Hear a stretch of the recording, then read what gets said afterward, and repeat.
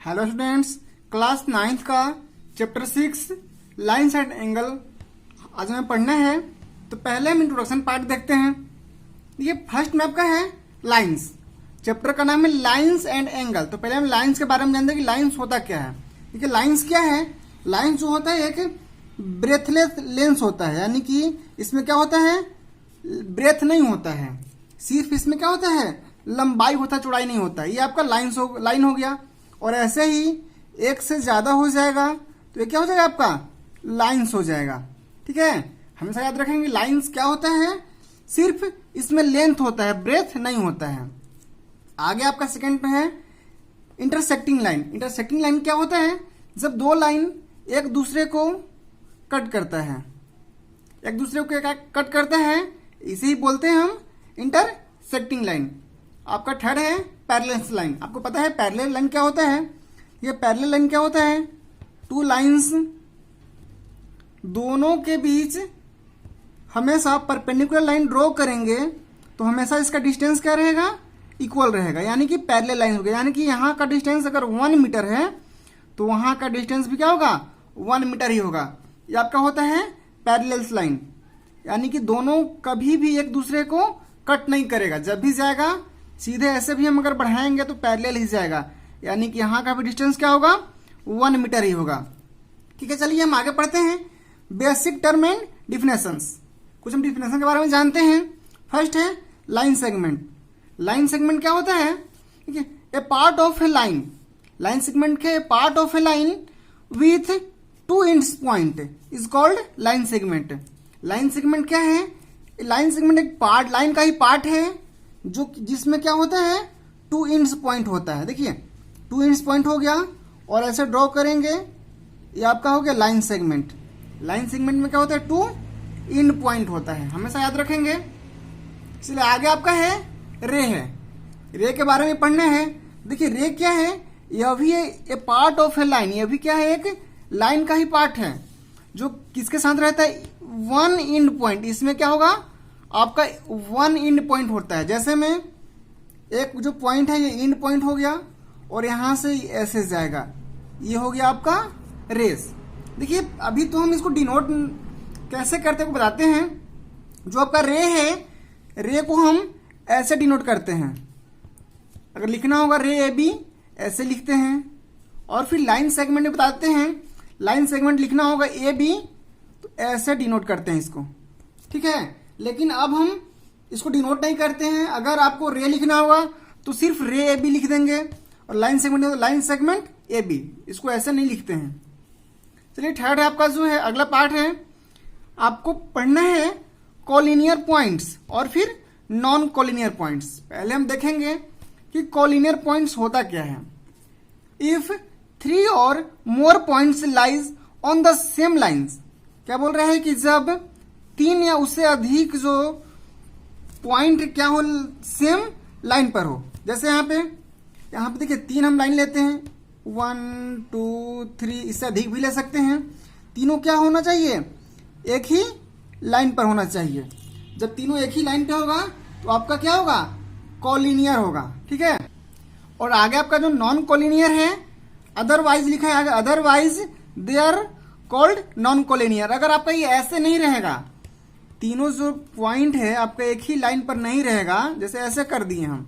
अब देखिए तीनों एक ही लाइन पर नहीं है, यहां से आपका 2 लाइन बन रहा है ना, कैसे कैसे एक ही लाइन पर नहीं है। यहाँ पे क्या हो जाएगा, यह नॉन कोलिनियर हो जाएगा और ये आपका कोलिनियर।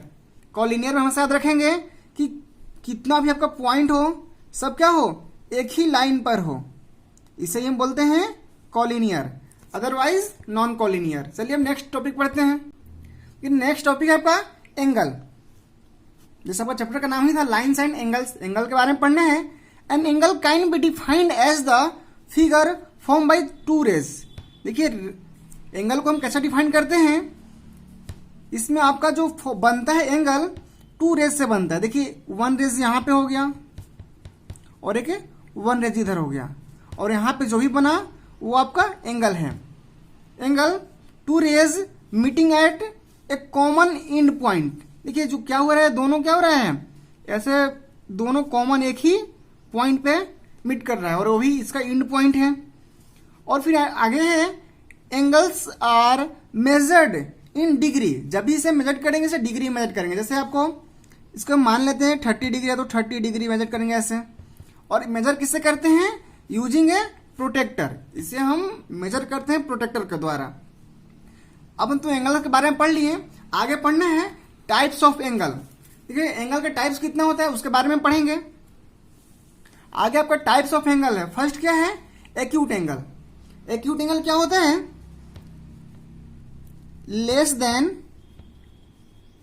90 डिग्री। अगर 90 डिग्री से कम रहेगा आपका एक्यूट एंगल होगा। देखिए जैसे एक्यूट एंगल बनाते हैं यहां पर ऐसे, आपका ये एक्यूट एंगल बन गया, ये 60 डिग्री। 90 डिग्री से कम रहेगा एक्यूट एंगल। सेकेंड आपका राइट एंगल है। तो राइट एंगल क्या होता है? Equal to 90 degree. मतलब क्या? 90 डिग्री के बराबर होगा। ऐसे ये आपका होता है 90 डिग्री, यहां पे ये होता है राइट एंगल। ठीक है, अब नेक्स्ट क्वेश्चन है ऑब्ट्यूस एंगल। ऑब्ट्यूस एंगल क्या होता है? ग्रेटर देन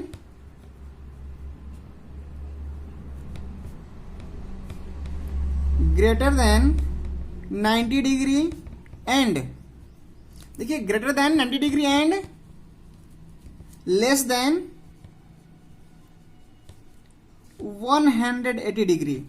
कहने का मतलब है आपका जो ऐसे एंगल बन गया यहां पे ग्रेटर देन 90 डिग्री, यानी कि 90 डिग्री से अधिक और फिर 180 डिग्री से कम रहेगा, तभी क्या बोलेंगे हम? Obtuse angle.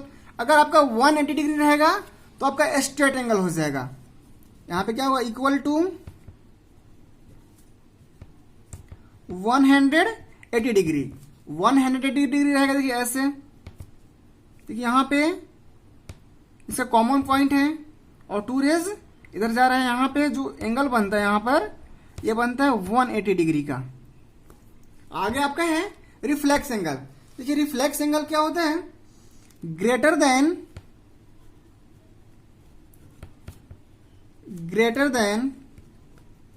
180 and less than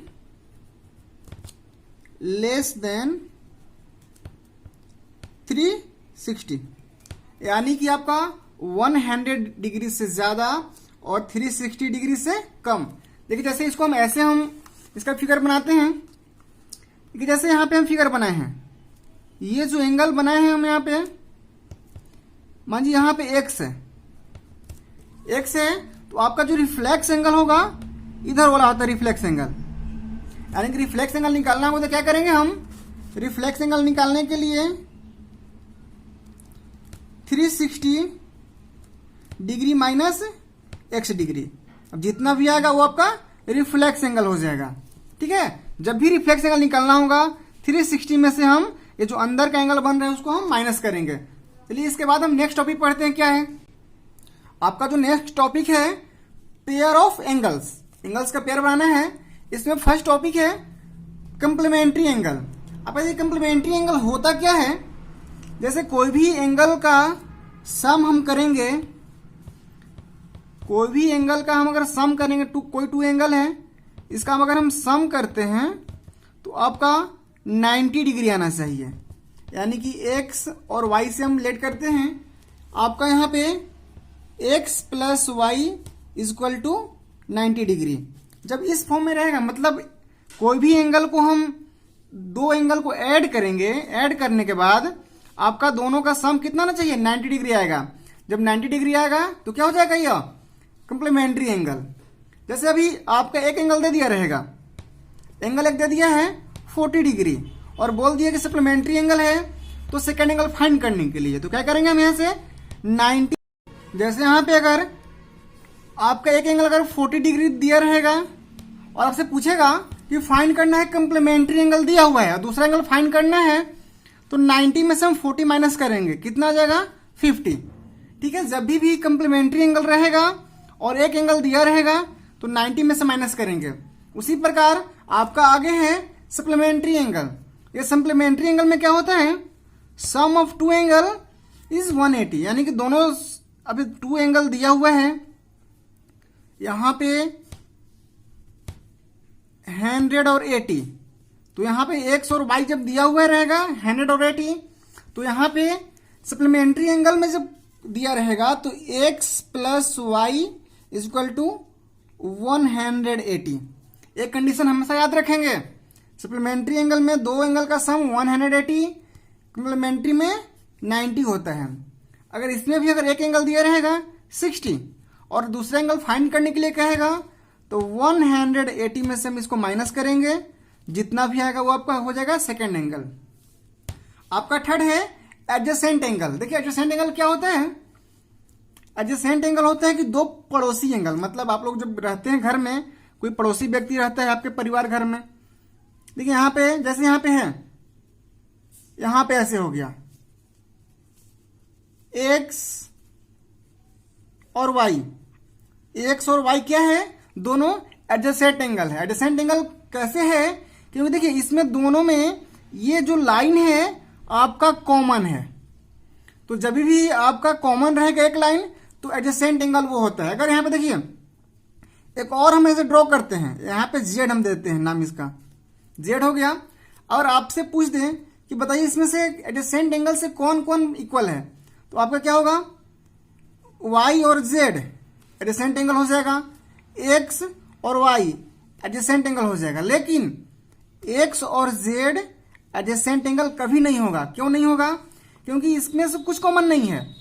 देखिए जेड ऐसे बन रहा है आपका और एक्स ऐसे बन रहा है, इसमें कुछ कॉमन नहीं है, इसलिए एडजेसेंट क्या हो जाएगा? सिर्फ वाई जेड या फिर एक्स वाई। आगे आपका है लीनियर पेयर ऑफ एंगल्स। देखिए लीनियर पेयर ऑफ एंगल क्या होता है?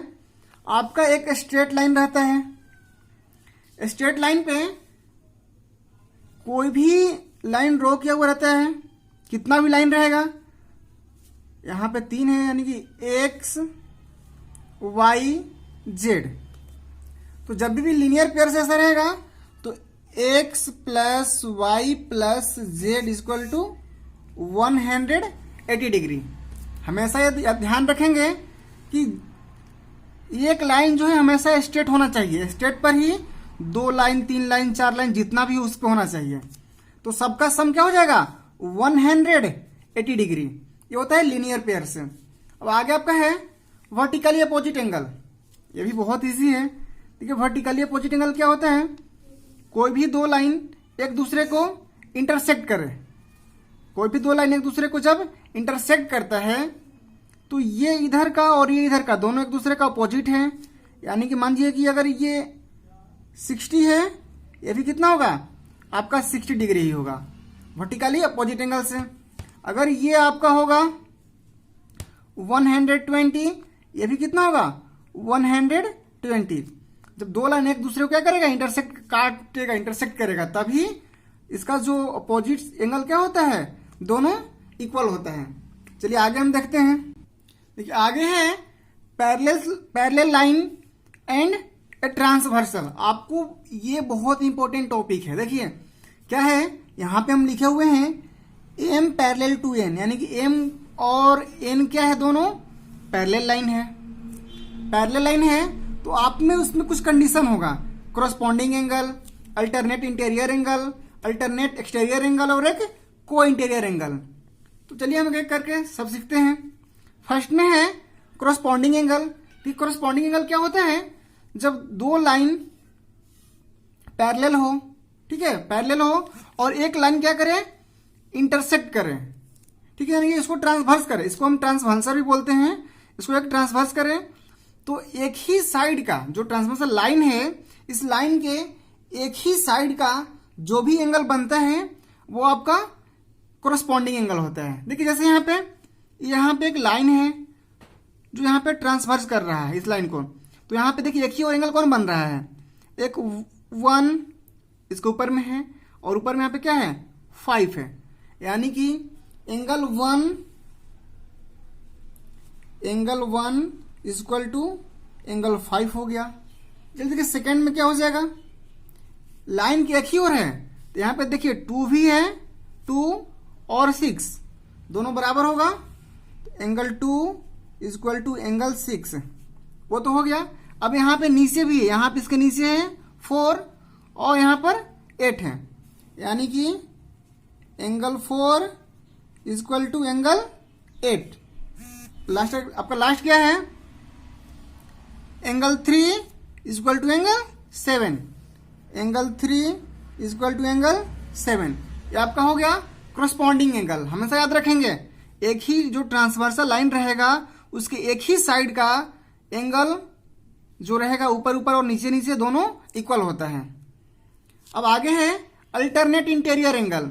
अल्टरनेट इंटीरियर एंगल देखने के लिए देखिए जो भी पैरेलल लाइन रहता है इसका जो एक ही एंगल होगा और अंदर का, देखिए अल्टरनेट इंटीरियर है मतलब अंदर का, जो भी अंदर का आपका यहाँ पे एंगल होगा वो दोनों क्या होता है, इक्वल होता है। जैसे आपको बताते हैं, हमेशा याद रखेंगे अल्टरनेट इंटीरियर एंगल में आप जेड बनाकर देखेंगे। जेड बनाएंगे, देखिए अल्टरनेट है और इंटीरियर है, तो यानी कि ये एंगल और ये एंगल दोनों इक्वल होगा। अब यहाँ देखिए, यहाँ से हम ऐसे जेड बनाते हैं, ऐसे ऐसे जेड बनेगा आपका एंगल 4 और एंगल 6।